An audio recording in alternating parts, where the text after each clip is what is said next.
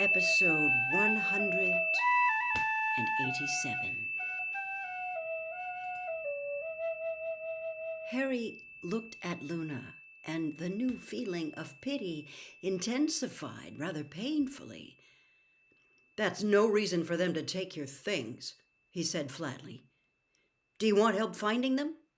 "Oh, no," she said, smiling at him. "They'll come back. They always do in the end. It was just that I wanted to pack tonight. Anyway, why aren't you at the feast?" Harry shrugged. "Just didn't feel like it." "No," said Luna, Observing him with those oddly misty, protuberant eyes. "I don't suppose you do. That man the Death Eaters killed was your godfather, wasn't he? Ginny told me." Harry nodded curtly, but found that for some reason he did not mind Luna talking about Sirius. He had just remembered that she too could see thestrals. "Have you," he began, "I mean, has anyone you've known ever died?" "Yes," said Luna simply, "my mother. She was a quite extraordinary witch, you know, but she did like to experiment, and one of her spells went rather badly wrong one day. I was 9. "I'm sorry," Harry mumbled. "Yes, it was rather horrible," said Luna conversationally. "I still feel very sad about it sometimes, but I've still got Dad. And anyway, it's not as though I'll never see Mum again, is it?" Isn't it?" said Harry uncertainly. She shook her head in disbelief. "Oh, come on. You heard them. Just behind the veil, didn't you?" "You mean—" "In that room with the archway. They were just lurking out of sight, that's all. You heard them." They looked at each other. Luna was smiling slightly. Harry did not know what to say or to think. Luna believed so many extraordinary things, yet he had been sure he had heard voices behind the veil too. "Are you sure you don't want me to help you look for your stuff?" he said. "Oh, no," said Luna. "No, I think I'll just go down and have some pudding and wait for it all to turn up. It always does in the end. Well, have a nice holiday, Harry."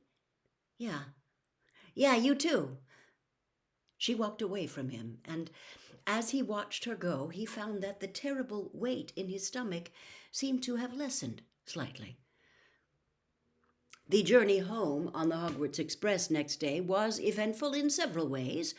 Firstly, Malfoy, Crabbe, and Goyle, who had clearly been waiting all week for the opportunity to strike without teacher witnesses, attempted to ambush Harry halfway down the train as he made his way back from the toilet. The attack might have succeeded had it not been for the fact that they unwittingly chose to stage the attack right outside a compartment full of DA members, who saw what was happening through the glass and rose as one to rush to Harry's aid. By the time Ernie Macmillan, Hannah Abbott, Susan Bones, Justin Finch-Fletley, Anthony Goldstein, and Terry Boot had finished using a wide variety of hexes and jinxes Harry had taught them, Malfoy, Crabbe, and Goyle resembled nothing so much as 3 gigantic slugs squeezed into Hogwarts uniforms, as Harry, Ernie, and Justin hoisted them into the luggage rack and left them there to ooze.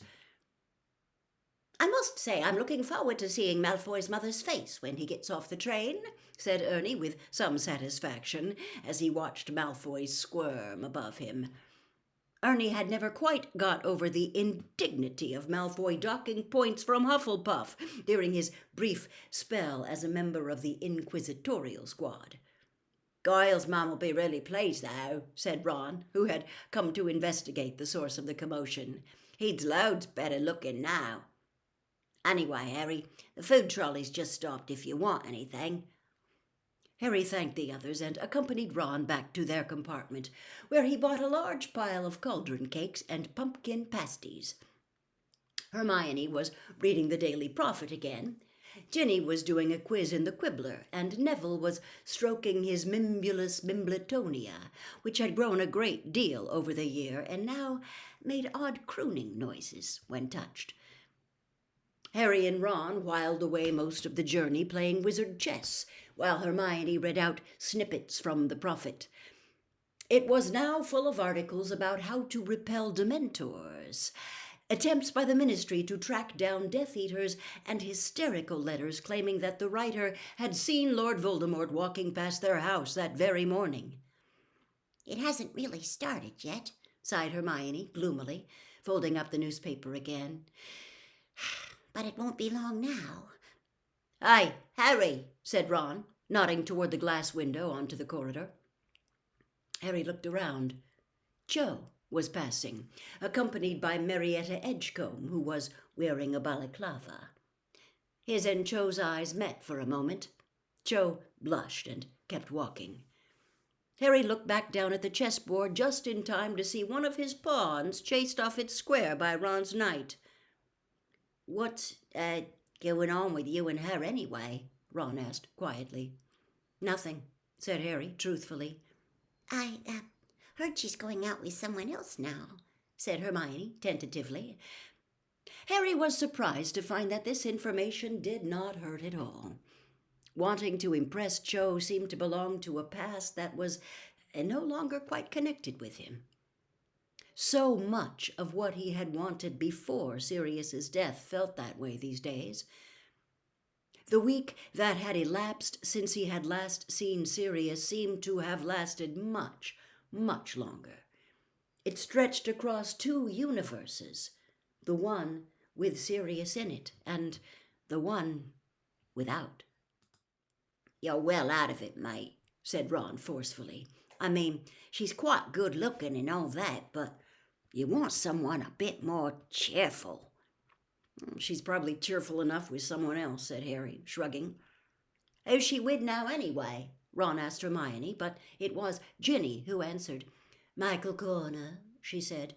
"Michael, but," said Ron, craning around in his seat to stare at her, "but you were going out with him." "Not any more," said Ginny resolutely. "He didn't like Gryffindor beating Ravenclaw at Quidditch and got really sulky, so I ditched him and he ran off to comfort Cho instead." She scratched her nose absently with the end of her quill, turned the quibbler upside down, and began marking her answers. Ron looked highly delighted. "Well, I always thought he was a bit of an idiot," he said, prodding his queen forward toward Harry's quivering castle. "Good for you. Just choose someone better next time." He cast Harry an oddly furtive look as he said it. "Well, I've chosen Dean Thomas. Would you say he's better?" asked Ginny vaguely. "What?" shouted Ron, upending the chessboard. Crookshanks went plunging after the pieces, and Hedwig and Pigwidgeon twittered and hooted angrily from overhead. As the train slowed down in the approach to King's Cross, Harry thought he had never wanted to leave it less. He even wondered fleetingly what would have happened if he simply refused to get off, but remained stubbornly sitting there until the 1st of September, when it would take him back to Hogwarts. When it finally puffed to a standstill, however, he lifted down Hedwig's cage and prepared to drag his trunk from the train as usual. When the ticket inspector signaled to him, Ron, and Hermione that it was safe to walk through the magical barrier between platforms 9 and 10, however, he found a surprise awaiting him on the other side. A group of people standing there to greet him whom he had not expected at all. There was Mad-Eye Moody, looking quite as sinister with his bowler hat pulled low over his magical eye as he would have done without it, his gnarled hands clutching a long staff, his body wrapped in a voluminous traveling cloak. Tonks stood just behind him, her bright bubblegum pink hair gleaming in the sunlight filtering through the dirty glass station ceiling, wearing heavily patched jeans and a bright purple T-shirt bearing the legend, "The Weird Sisters." Next to Tonks was Lupin, his face pale, his hair graying, a long and threadbare overcoat covering a shabby jumper and trousers.